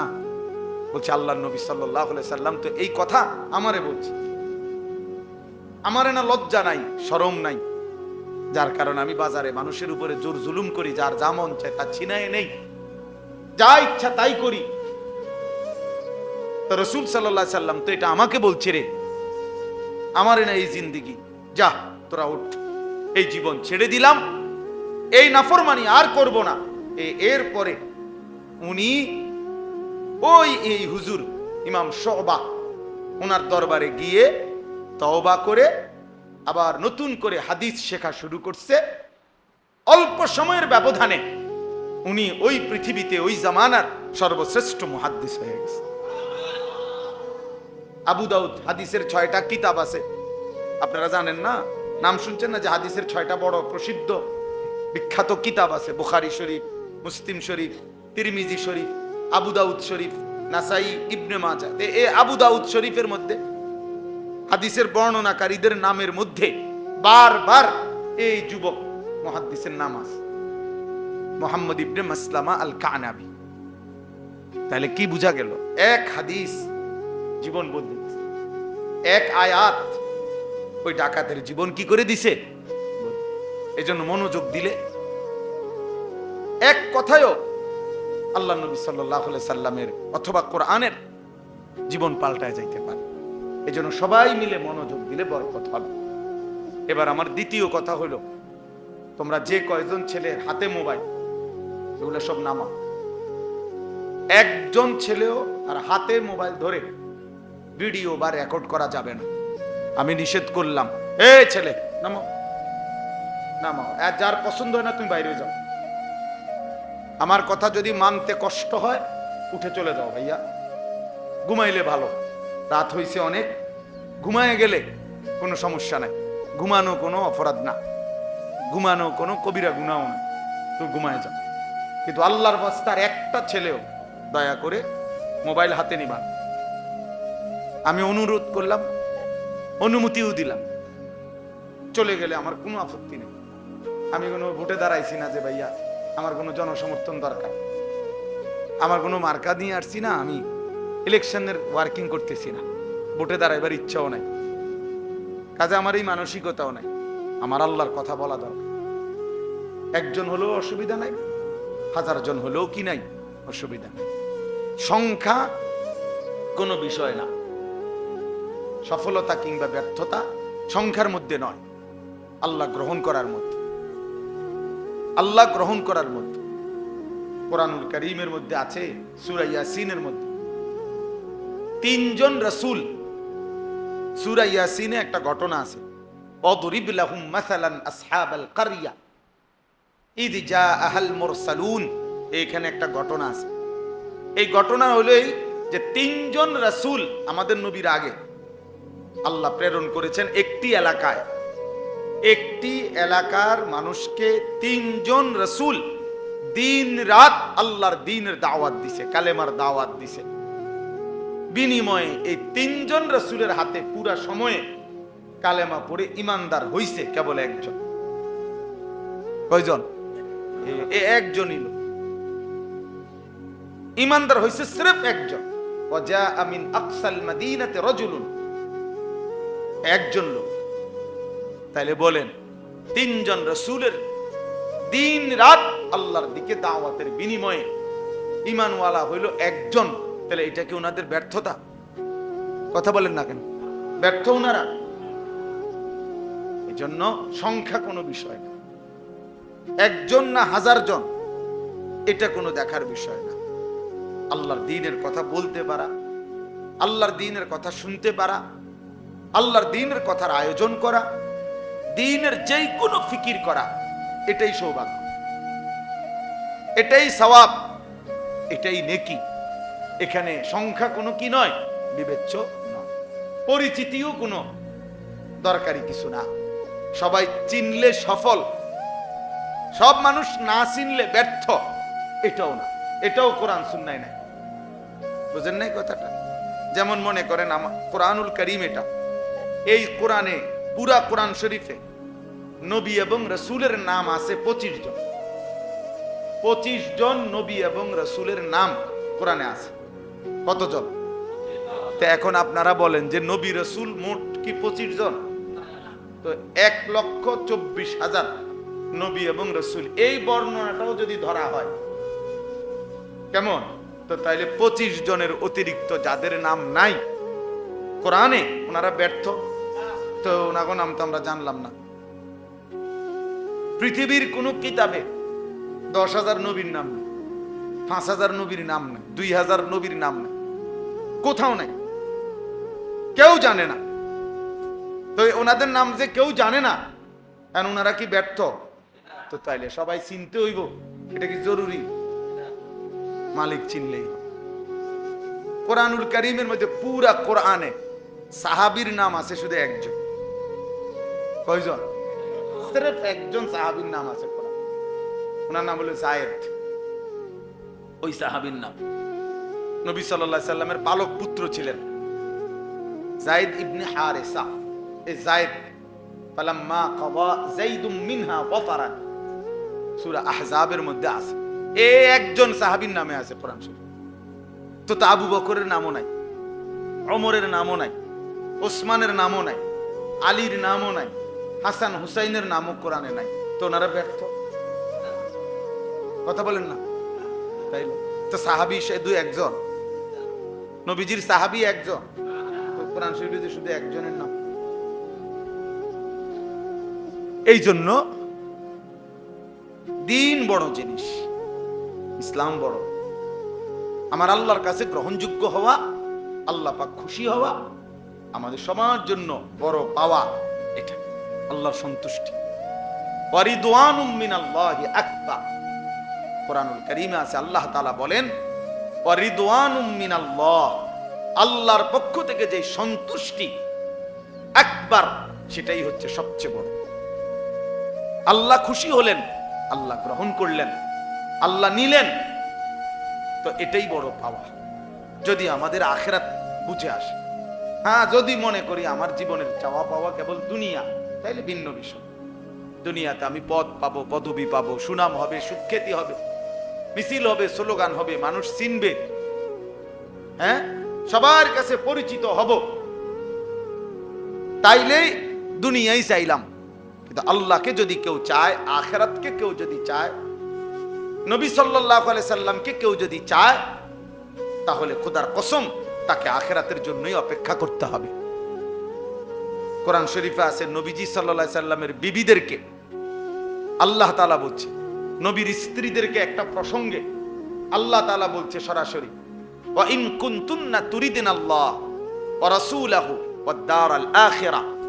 আল্লাহ বলছে, হে নবীর বিবিরা, তোমরা যদি আল্লাহকে পেতে চাও, রাসূলকে পেতে চাও, তোমরা যদি আখিরাতের ঘর জান্নাত পেতে চাও, তো ফাইন্নাল্লাহা আ'আদ্দা লিল মুহসিনাতি মিনকুন্না আজরান আযীমা।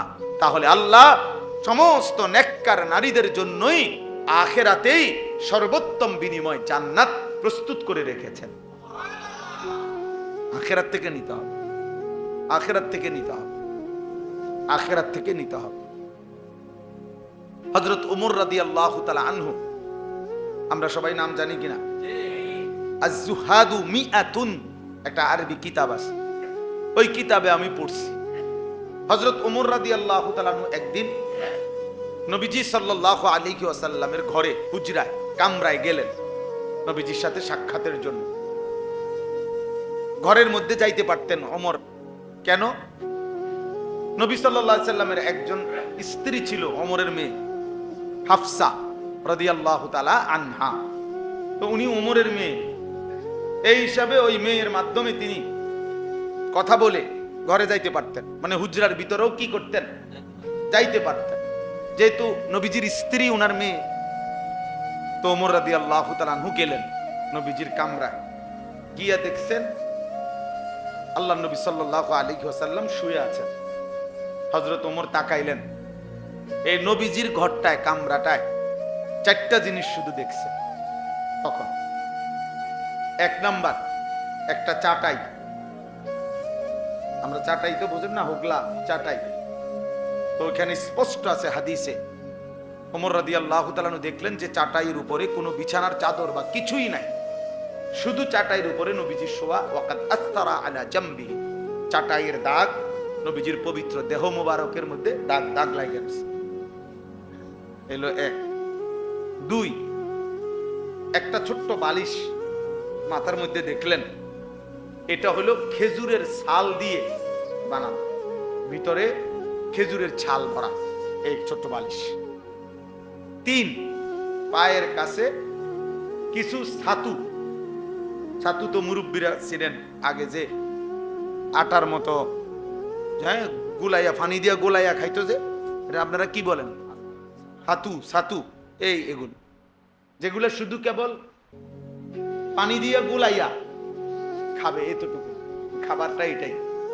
না কোনো তরকারি আছে, না কোনো গোশত আছে, না কোনো মাছ আছে, না কোনো ভাত আছে, কিচ্ছু নাই, শুধুই ছাতু, এইটুকু খাবারের।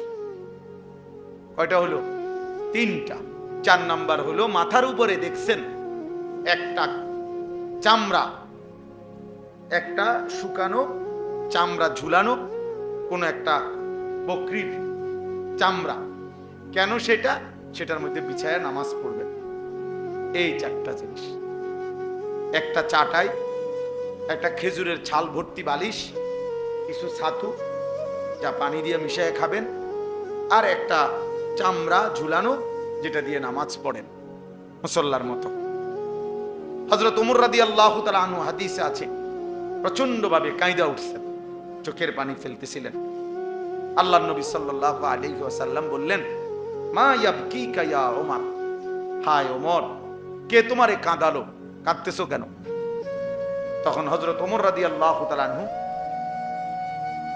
নবী সাল্লাল্লাহু আলাইহি সাল্লামকে বললেন, লিমা লা আবকি ইয়া রাসূলুল্লাহ, হে আল্লাহর নবী, আমি কাঁদবো না কেন?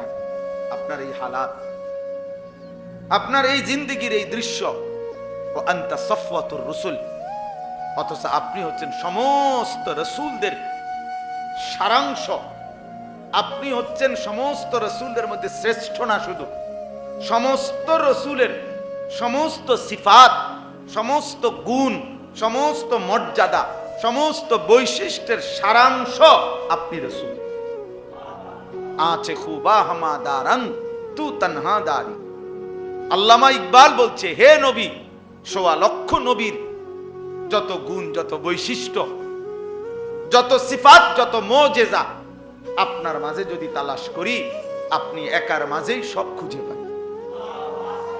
তু তানহা দারি, আপনি একাই সব, আপনি একাই সব।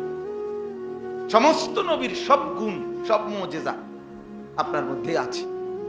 তো হযরত ওমর রাদিয়াল্লাহু তাআলা আনহু বলেন, আনতা সাফওয়াতুর রাসূল, আপনি হচ্ছেন সমস্ত রাসূলদের সারাংশ, আপনি সর্বশ্রেষ্ঠ রাসূল।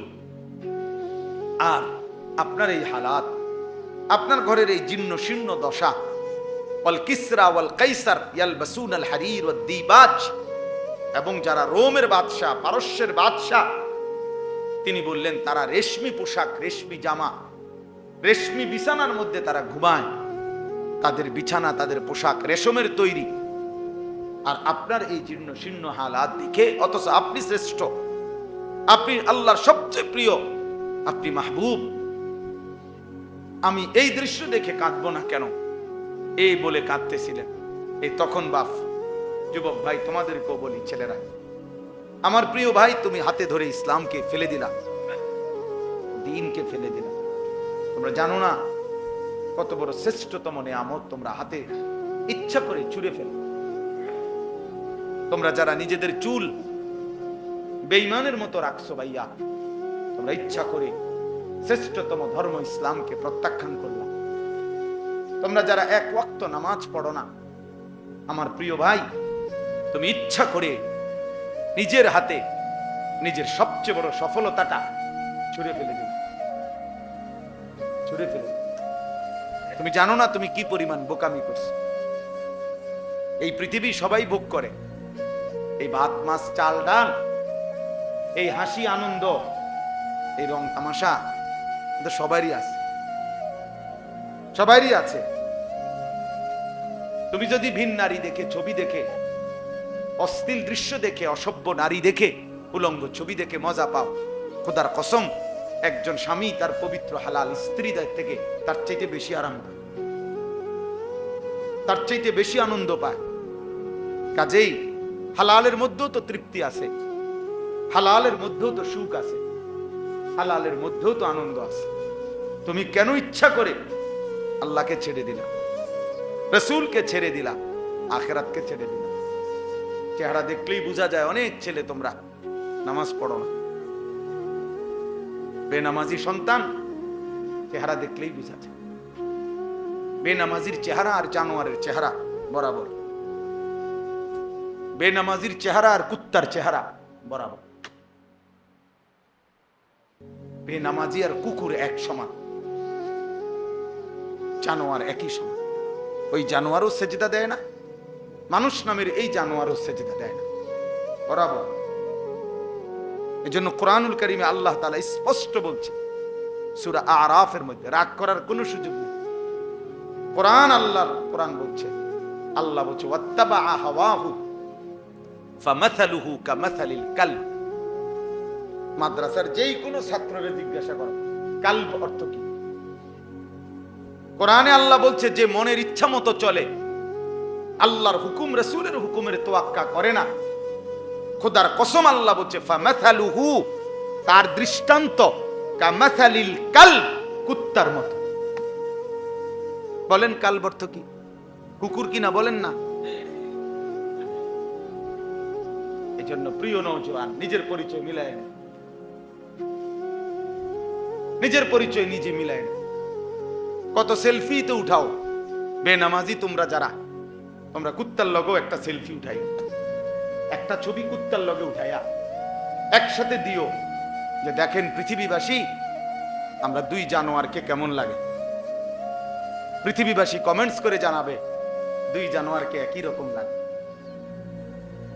দুই ঠ্যাংওয়ালা এই জানোয়ারও সেজদা দেয় না, চার ঠ্যাংওয়ালা ওই জানোয়ারও সেজদা দেয়। হ্যাঁ, কাকে ছেড়ে দিলা, কাকে ধরল, কাকে ধরল? এক ইহুদিকে পছন্দ হলো, এক খ্রিস্টানকে পছন্দ হলো, এক সিনেমার নায়ককে পছন্দ হলো, এক ফুটবলের খেলোয়াড়কে পছন্দ হলো, এক ক্রিকেটের খেলোয়াড়কে পছন্দ হলো, এক সর্বশ্রেষ্ঠ রাসূলকে পছন্দ হলো। ওহো, এর চাইতে বড় লানত, এর চাইতে বড় অভিশাপ বেটা তোর জীবনে আর কিচ্ছু হইতে পারে না। তোর ওই জিন্দেগি ব্যর্থ জিন্দেগি বেটা, তোর ওই জীবন অভিশাপ বেটা, লানত তোর জীবনের উপরে বেটা। লানত তোর জিন্দেগির উপর। কেন যেই ছেলে নামাজ পড়ো না তোর উপরে আল্লাহর লানত, লানত তোর উপরে বেটা, খোদার লানত তোর উপরে। কেন সেজদা দিবি না নাফরমান? তোর মালিক তোরে বানায় নাই? তোর মালিক তোরে খাওয়ায় না? তোর মালিক তোরে পড়ায় না? সেজদা দিবি না কেন বেঈমান? মানুষ না কুত্তা? বলো নিজেরে বেটা। কুরআনুল কারীমের মধ্যে আছে, ওই ঈমানদার বলছে ওয়া লিয়া লা আ'বুদুল্লাযী ফাতারানি। সূরা ইয়াসিনে আছে না এটা? ওই ঈমানদার ব্যক্তি বলছে আমি আল্লাহর ইবাদত কেন করব না যিনি আমাকে সৃষ্টি করেছেন। পুরা জাতি জিজ্ঞাসা করেছে আমাদের সমস্ত লোক এর বিপরীতে, তুমি কেন ঈমান আনলা আল্লাহর প্রতি? তুমি কেন আল্লাহকে সিজদা করো? তো কোরআন শরীফে আছে সূরা ইয়াসিনে ওই ঈমানদার ব্যক্তি একজন, পুরা জাতি তখন মুশরিক, তখন সে একাই বলছে ওমা লিয়া লা আ'বুদুল্লাযী ফাতারানি, হে আমার জাতি, যিনি আমাকে সৃষ্টি করেছেন আমি তার ইবাদত কেন করব না? তাকে সিজদা দেব না কেন? তার গোলামি করব না কেন? কি কারণ থাকতে পারে ওই আল্লাহকে কেন সিজদা দেব না? ওয়া ইলাইহি তুরজাউন। বাহ, ওই ঈমানদার বলছে শুধু সৃষ্টি করেছেন এমন না, বলেছেন হে আমার জাতি শুনো, সকলকেই তো আমাদের সেই আল্লাহর কাছেই ফিরে যেতে হবে। একে তো তিনি সৃষ্টি করেও যদি ছেড়ে দিতেন তাইলে তো একটা কথা ছিল যে বানাইয়া ছেড়ে দিছে, আর খবরও নাই, আর নিতও না। আমার মতে আমি খাইয়া টাইয়া পেশাব পায়খানা করে একসময় মইরা সিত্তিয়া কি করে গেলাম, মাটির সাথে মিশে গেলাম, হারায়ে গেলাম, হাড্ডি মাংস গোশত রক্ত সব শেষ। এটা তো কাফেরের কথা, ঠিক কিনা বলেন না কেন? কিন্তু আমরা মুমিন, আমরা বিশ্বাস করি কিনা যে আমাদেরকে আল্লাহর কাছে ফিরতে হবে? বলো না ভাইয়া, ছেলে তোমরা বলো ভাই, তো সেজদা দাও না কেন? নামাজ পড়ো না কেন? আমি দাঁড় করাই বেনামাজি, এখন দাঁড় করাই, আরে অসভ্য এখন দাঁড় করাই। তোরে দেখলেই তো চিনা যায় বেটা, মানুষ না জানো, আর এটা তো দেখলেই চিনা যায়। মুসলমান না বেঈমানের পছন্দসই চুল দেখলেই তো বোঝা যায় বেটা, যে আল্লাহকে পছন্দ করো না বেঈমানকে পছন্দ করো, এটা চুল দেখলেই চিনা যায় বেটা। আহা, দুর্ভাগ্য তোমাদের, দুর্ভাগ্য। মালিকই চিনলাম। ওই বাপও বদনসিব যে বাপ তার সন্তানকে আল্লাহ চিনাইতে পারল না। দুর্ভাগা ওই বাপ, দুর্ভাগা না চাচা? ওই বাপও দুর্ভাগা যে বাপ তার সন্তানকে আখিরাত চিনাইতে পারল না, আল্লাহ চিনাইতে পারলো না, রাসূল চিনাইতে পারল না। কি পরিমাণ সুন্দর ছিলেন নবী সাল্লাল্লাহু আলাইহি সাল্লাম, কি পরিমাণ সুন্দর ছিলেন। এক সাহাবীকে জিজ্ঞাসা করছে, হে সাহাবী আপনি বলেন নবী কেমন ছিলেন? তিনি বলছেন ওয়াসিমুল ওয়াজ, তিনি এমন ছিলেন যাকে একবার দেখলে আবার দেখতে মন চায়, দ্বিতীয়বার দেখলে প্রথমবারের চাইতে আরো সুন্দর মনে হয়। যত তারে দেখি ততই নতুন নতুন সুন্দর লাগে, এমন যিনি তিনি আমার রাসূল সাল্লাল্লাহু আলাইহি ওয়াসাল্লাম। আরেক সাহাবীকে বলছেন আপনি বলেন নবী দেখতে কেমন ছিলেন? ওই সাহাবী বলছেন কাসিমুল ওয়াজ, অর্থ হইল তিনি ছিলেন এমন যার প্রত্যেকটি অঙ্গ আলাদা আলাদা দেখলে মনে হতো সর্বশ্রেষ্ঠ সুন্দর, সারা অঙ্গ একসাথে দেখলেও মনে হইতো সর্বশ্রেষ্ঠ সুন্দর। তার চোখও আলাদা সুন্দর, কানও আলাদা সুন্দর, তার হাতও আলাদা সুন্দর, তার পুরা দেহও আলাদা সুন্দর। এক মানুষে দেখবেন যত সুন্দর মানুষই হোক, যত সুন্দরী নারী হোক, কারো হয়তো চেহারা খুব সুন্দর কিন্তু আঙ্গুল যত বড়, পায়ের আঙ্গুল একটু অন্যরকম, মানে একটা না একটা ত্রুটি আছে, কোন না কোন একটা কি আছে, ত্রুটি আছে। আল্লাহ তাআলা নবী সাল্লাল্লাহু আলাইহি সাল্লামের পবিত্র দেহ মোবারককে এভাবে বানিয়েছেন যে তার প্রত্যেক অঙ্গ আলাদা আলাদাও সর্বশ্রেষ্ঠ, সারা অঙ্গ একসাথে সর্বশ্রেষ্ঠ। দিন মারা গেছে, নিহত হয়েছে, তাহলে মাটির উপরে ছিল, নাহলে 60-70 বছর, কথা বলেন না? মাটির নিচে আজকে কত বছর? 1450 বছর। ওমা নবীজির থেকে এখন 1450 বছরের বেশি না? এই বছর হলো কত? 1446 হিজরি। তো 1446 হিজরি এখন, মানে নবীজি সাল্লাল্লাহু আলাইহি সাল্লাম মক্কা থেকে মদিনায় যে হিজরত করে গেছেন, এরপর থেকে এখন পর্যন্ত হইছে 1446 বছর রানী। তাইলে এর 6 মাসের মাথায় বদরের যুদ্ধ হইছে। তাহলে বদরের যুদ্ধের দিন আবু জেহেল মারা গেছে। তাইলে 1445 বছর, 45.5 বছর ধরে সে তো কবরে আছে। তো মাটির উপরে ছিল কত? 1000 বছর, 600 বছর, 60-70 বছর। তাহলে মাটির উপরে তো সে 100 বছরও ছিল না, কিন্তু মাটির নিচে তো পড়ে আছে আজকে 1450 বছর। আরো কতদিন পরে কিয়ামত হবে, তো ততদিন কি কবরে পড়ে থাকতে হবে না? তো নূহ আলাইহিস সালামের জামানায় যারা পানিতে ডুবছে তারা আজকে কতদিন কবরে? ইব্রাহিম আলাইহিস সালামের জামানায় নমরুদ ওই বেঈমান আজকে কতদিন কবরে? ফেরাউন আজকে কতদিন কবরে? সাদ্দাত কারুন আজকে কতদিন কবরে? এই জন্য প্রিয় ভাই, তুমিও মনে রেখো, বাবা আপনিও মনে রেখেন, আমিও মনে রাখি, যে মাটির উপরের চাইতে মাটির নিচেই থাকতে হবে বেশি। এটা তো একটা হিসাব দেখতেছি আমরা, আখিরাত তো পরে। দুনিয়াতে তো আমরা কবরের একটা হিসাব দেখলাম। আমাদের দাদার বাপ, কথার কথা প্রত্যেকের চিন্তা করেন যে আমাদের দাদার যিনি বাপ ছিল বা আমাগো দাদার যিনি দাদা ছিল, উনি মাটিতে ছিলেন কতদিন, মাটির নিচে আছেন কতদিন? বুঝেন নাই কথাটা? আমার হায়াত যদি হয় 44, তো আমার আব্বার হায়াত, তো আমার আব্বার আব্বা, তার আব্বা, তার আব্বা, তো উনি মারা গেছেন, তো তাহলে মাটিতে ছিল 60 বছর, 50 বছর, মাটির নিচে তো পড়ে আছে আজকে 300 বছর। এই জন্য আমরা প্রত্যেকেই উপরে বেশি থাকবো না কবরে?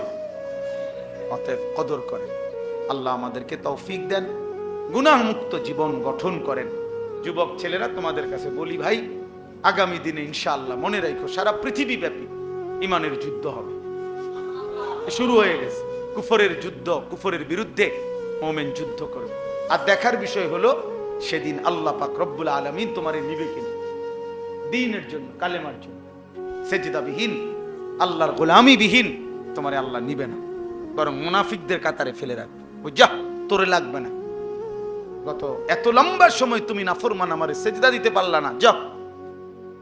এই জন্য আল্লাহ যেন আমাদের প্রত্যেককে আল্লাহর দ্বীনের জন্য, ইমাম মাহাদির জন্য কবুল করে নেয়। আজকের এই মাহফিল আল্লাহ তাআলা যেন কবুল করে, আমরা রাসূলুল্লাহ সাল্লাল্লাহু আলাইহি ওয়াসাল্লামের সুন্নাতের উপরে আমল করার চেষ্টা করব তো ইনশাআল্লাহ। ভালোবাসার দাবিতে ঠেলাঠেলি করেন না, অনুসরণ করেন। বুঝেন নাই কথা? ভালোবাসার দাবিতে কি করেন না, ধাক্কাধাক্কি করেন না। ভালোবাসার দাবিতে একজন আরেকজনের লগে ঠেলাঠেলি করেন না, অনুসরণ করেন, অনুসরণ, আমল করেন, আমল করেন। ইশকে রাসূলের দাবিতে, মহব্বতে রাসূলের দাবিতে আমল করেন, আমল হিসাব করেন। আল্লাহ আমাদেরকে তৌফিক দান করেন। সূরা ফাতিহা পড়েন। আউযু বিল্লাহি মিনাশ শাইতানির রাজীম। বিসমিল্লাহির রহমানির রহিম। আলহামদুলিল্লাহি রাব্বিল আলামিন। আর রহমানির রহিম। মালিকি ইয়াউমিদ্দিন। ইয়্যাকা না'বুদু ওয়া ইয়্যাকা নাস্তাঈন। ইহদিনাস সিরাতাল মুস্তাকিম। সিরাতাল লাযীনা আন'আমতা আলাইহিম গায়রিল মাগদুবি আলাইহিম ওয়ালাদ-দাল্লিন। আমিন। বিসমিল্লাহির রহমানির রহিম। قل هو الله أحد الله الصمد لم يلد ولم يولد ولم يكن له كفوا أحد. بسم الله الرحمن الرحيم. قل هو الله أحد الله الصمد لم يلد ولم يولد ولم يكن له كفوا أحد. بسم الله الرحمن الرحيم. قل هو الله أحد الله الصمد لم يلد ولم يولد ولم يكن له كفوا أحد. اللهم صل على محمد وعلى آل محمد كما صليت على إبراهيم وعلى آل إبراهيم إنك حميد مجيد. اللهم بارك على محمد وعلى آل محمد كما باركت على إبراهيم وعلى آل إبراهيم إنك حميد مجيد. প্রিয় ভাই, দোয়ার আগে আমি আরো একবার বলি, যুবক ভাই, তোমাদের কাছে শেষবারের মতো, তোমরা এই চুল রাখো না, আমার অনুরোধ ভাই। এটা একেবারে কসম, এটা সরাসরি ইসরায়েলের ইয়াহুদিদের প্রোডাক্ট। সত্য কথা ভাইয়া, মানে এই ইয়াহুদিরাই তোমার এই ডিজাইনগুলো সাপ্লাই দিছে সারা বিশ্বব্যাপী। এই জন্য দয়া করে তোমরা যাদের এই সামনে পিছনে এগুলো চুল যেরকম বড় বড় ঝাঁকড়া চুল বা বিভিন্ন কাটিং চুল, এই চুল রাখো না বাবা। দয়া করে তোমরা আমার এই কথা কদর করো। ইনশাল্লাহ দেখবা তোমার জিন্দেগি সুন্দর হবে, জীবন পবিত্র হবে। আগামী দিনে ইনশাআল্লাহ তুমি মাহাদির পক্ষে লড়তে পারবে ইনশাআল্লাহ। আল্লাহ আমাদেরকে তৌফিক দান করে। আলহামদুলিল্লাহি রাব্বিল আলামিন। আল্লাহুম্মা আনতাস সালাম ওয়া মিনকাস সালাম। তাবারাকতা ইয়া যাল জালালি ওয়াল ইকরাম। ইয়া রাব্বি লাকাল হামদু কামা ইয়ানবাগি লিজালালি ওয়াজহিক ওয়া আযীমি সুলতানিক। ওয়া সাল্লি আলা মুহাম্মাদিন কামা হুয়া আহলুক ওয়াফআল বিনা খায়রান কামা আনতা শানুক। ইয়া আরহামার রাহিমিন, ইয়া আরহামার রাহিমিন, ইয়া আরহামার রাহিমিন। ربنا ظلمنا أنفسنا وإن لم تغفر لنا وترحمنا لنكونن من الخاسرين. ربنا آتنا في الدنيا حسنة وفي الآخرة حسنة وقنا عذاب النار. رب ارحمهما كما ربياني صغيرا. رب ارحمهما كما ربياني صغيرا. ربنا هب لنا من أزواجنا وذرياتنا قرة أعين واجعلنا للمتقين إماما. ربنا وآتنا ما وعدتنا على رسلك ولا تخزنا يوم القيامة إنك لا تخلف الميعاد. ربنا اصرف عنا عذاب جهنم إن عذابها كان غراما إنها ساءت مستقرا ومقاما. اللهم إنا نسألك الهدى والتقى والعفاف والغنى. اللهم ارحمنا بترك المعاصي ولا تشقنا بمعصيتك. اللهم اكفنا بحلالك عن حرامك وأغننا بفضلك عمن سواك. واعف عنا واغفر لنا وارحمنا أنت مولانا فانصرنا على القوم الكافرين.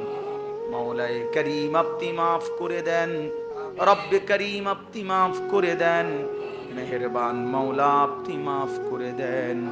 আয় করিম আপনি মাফ করে দেন, আয় রহমান আপনি মাফ করে দেন, আয় রহিম আপনি মাফ করে দেন, মেহেরবান মৌলা আপনি মাফ করে দেন। আয় গফফার আপনি মাফ করে দেন, আয় গফুর আপনি মাফ করে দেন। আযাব দিলে আপনার কোনো লাভ নাই, মাফ করে দিলে আপনার কোনো ক্ষতি নাই, মাফ করে দিলে আপনার ভান্ডারে কমবে না, মাফ না পেলে আমাদের উপায় থাকবে না। মাওলা আপনি মাফ করে দেন, মাফ করে দেন। আপনার ঘরেই বসেছি মাওলা, আপনার কথাই শুনেছি মাওলা, আপনার বন্ধুর কথাই শুনেছি মাওলা। আপনার ঘরে বসিয়ে মাওলা আপনার কথা, রাসূলের কথা শুনে রাত গভীরে আপনার দুয়ারে হাত তুললাম। কত মানুষ চারিদিকে ঘুমিয়ে গেছে, আমরা অল্প কয়েকজন নাফরমান ঘুমাই নাই। ঘুম যেতেই ভয় হয় মাওলা, চোখ বন্ধ করতেই ভয় হয়। ঘুম যদি আর না ভাঙে, চোখ যদি আর না মেলে, এত গুনাহ নিয়ে কবরে যাব কেমনে মাওলা? আসরের ময়দানে দাঁড়াবো কেমনে মাওলা? বন্ধুর সুপারিশ চাইবো কেমনে মাওলা? হাউজে কাউসারের পানি তো মিলবে না মাওলা। আজই মাফ করে দেন, এখনই মাফ করে দেন, দেন মাওলা মাফ করে দেন। ছেলেগুলোকে মাফ করে দেন, কিশোরদেরকে মাফ করে দেন, যুবকদেরকে মাফ করে দেন, বয়স্ক বাবাদেরকে মাফ করে দেন, আমার চাচাদেরকে মাফ করে দেন, মা বোনদেরকে মাফ করে দেন, মা বাপকে মাফ করে দেন।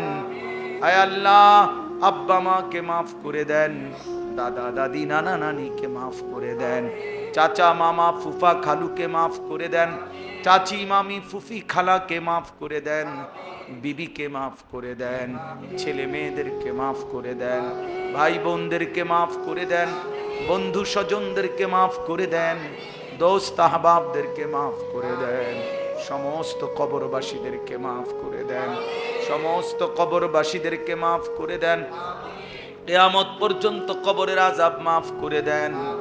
আল্লাহ, আমরা প্রত্যেকেই স্বজন হারা মাওলা, কেউ বাপ হারিয়েছি, কেউ মা হারিয়েছি, কেউ মা বাপ দুইজনকে হারিয়েছি মাওলা।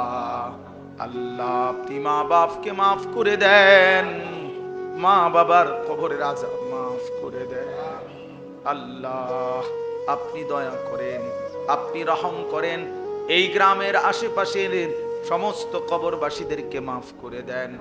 এই মসজিদে প্রথম দিন থেকে আজ পর্যন্ত জায়গা দিয়ে, জমি দিয়ে, টাকা দিয়ে, পয়সা দিয়ে, বুদ্ধি দিয়ে, পরামর্শ দিয়ে যারা যখন যত খেদমত করেছে, আজকে যারা কবরে তাদেরকেও মাফ করে দেন, যারা বেঁচে আছে তাদেরকেও মাফ করে দেন।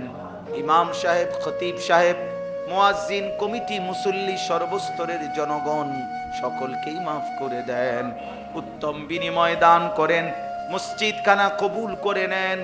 আল্লাহ, আপনি রহম করেন, করম করেন, ইজ্জত দান করেন, আফিয়ত দান করেন, তাকওয়া দান করেন, সেজদাওয়ালা কপাল বানিয়ে দেন, কাঁদনেওয়ালা চোখ বানিয়ে দেন, জিকিরওয়ালা জবান বানিয়ে দেন, মোহাব্বতওয়ালা দিল বানিয়ে দেন, সুন্নাতওয়ালা জীবন বানিয়ে দেন।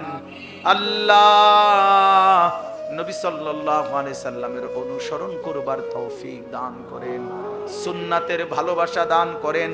যুবক ছেলেগুলোর চুল সুন্দর করে দেন, চেহারা সুন্দর করে দেন, আখলাক সুন্দর করে দেন। আগামীর মাহদির সৈনিক হিসাবে কবুল করে নেন, আগামী যুদ্ধের সৈনিক হিসাবে কবুল করে নেন। দুশমনের মোকাবেলায় দাঁড়াবার তৌফিক দেন, দাজ্জালের মোকাবেলায় দাঁড়াবার তৌফিক দেন। আল্লাহ, রাত গভীরে মাওলা ফরিয়াদ, আল্লাহ আমার দেশকে নিরাপদ করে দেন, প্রতি ইঞ্চি জমিনকে নিরাপদ করে দেন, সারা পৃথিবীর মজলুম মুসলমানকে বিজয় দান করেন। আল্লাহ, আপনি গাজা ফিলিস্তিনের মুসলমানকে বিজয় দান করেন। আয় আল্লাহ, আপনি বিজয় দান করেন। আল্লাহ, আপনি বিজয় দান করেন। আল্লাহ, পাকিস্তানের মতো এমন একটা বিজয় ফিলিস্তিনিদের জন্য দেখতে চাই মাওলা। আয় করিম, আপনি দেন মাওলা। মজলুমের হাসি দেখতে চাই মাওলা, গাজার হাসি দেখতে চাই মাওলা। ইসরায়েলের বেঈমানকে ধ্বংস করে দেন, ইসরায়েলের জালেমদেরকে ধ্বংস করে দেন, পৃথিবীর মানচিত্র থেকে মুছে দেন, জমিনের সীমানা থেকে মুছে দেন। আল্লাহ, আল্লাহ, আপনি আছেন মাওলা, আপনি রহমান মাওলা, আপনি কাহ্হার জব্বার মাওলা, আপনি আজিজ, আপনি আলা কুল্লি শাইইন কাদির। আপনি ফেরাউন নমরুদকে ধ্বংস করেছেন, আপনি নেতানিয়াহু ট্রাম্পকেও ধ্বংস করে দেন, আপনি ধ্বংস করে দেন, আপনি ধ্বংস করে দেন। আপনি মুমিনের বিজয় দান করেন, কালেমার বিজয় দান করেন, হকের বিজয় দান করেন। ইয়া রাব্বা মুহাম্মদ উনসুর উম্মত মুহাম্মদ, ইয়া রাব্বা মুহাম্মদ উনসুর উম্মত মুহাম্মদ। আল্লাহুম্মা আহলিক ইসরাঈল, اللهم اهلك إسرائيل، اللهم دمر إسرائيل، اللهم خرب إسرائيل، اللهم زلزل إسرائيل، اللهم افتح مسجد الأقصى، اللهم انصر مسجد الأقصى، اللهم ارحم مسجد الأقصى. رب ارحمهما كما ربياني صغيرا. سبحان ربك رب العزة عما يصفون وسلام على المرسلين